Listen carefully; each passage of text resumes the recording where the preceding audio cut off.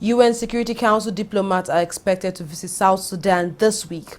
A Foreign Affairs Ministry spokesman on Wednesday said this without giving any details on the purpose of the trip. Fierce fighting in the capital of Juba last month has increased fears that the 5-year nation could relapse into a civil war. This prompted the United Nations to authorize the deployment of the extra troops for the 12,000-strong UN mission already in the country. This month, the Security Council approved a 4,000-strong protection force for South Sudan's capital of Juba as part of the peacekeeping mission that had its mandate extended in July this year. Still on South Sudan, Zuriel, a 14-year-old journalist who has interviewed several presidents and prime ministers across the world, including the president of South Sudan, Salva Kiir, now joins us on the line from her base in California to speak about the crisis in the country.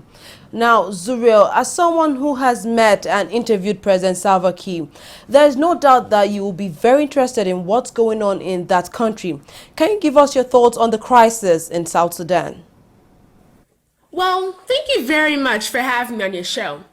I actually watch it from here in Los Angeles, along with other channels like BBC Focus in Africa, to try and get a balanced view on Nigeria and the African continent.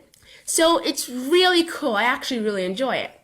So yeah, I do follow closely with what's been going on in South Sudan for many reasons.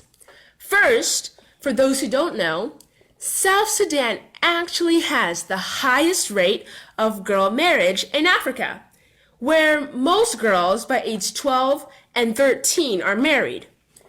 It was the first reason that I wanted to meet with President Salva Kiir, and it was one of the very first things that I talked to him about. We were actually supposed to go there for a few programs, but then things changed with the Civil War. Now, Zuriel, President Kiir has been projecting himself as a peacemaker and has consistently maintained that he has nothing against former Vice President Kiir and Machar. As someone who has had the opportunity to interview the South Sudanese president, what kind of man would you say he is? I have to say that South Sudan is a very delicate case because it is a country with little infrastructure, a few leaders in charge, and a lot of oil. And that's a dangerous combination. Now, why is it dangerous?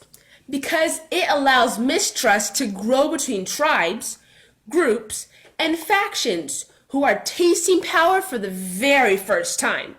And that's what's happening today. I really don't think that there can ever be trust now between President Salva Kiir and Vice President Machar. And as you may know, South Sudan is a tribe-driven society.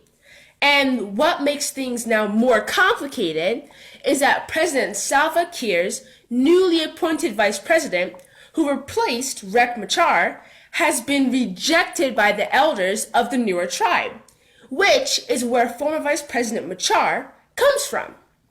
So things are definitely not going to settle anytime soon.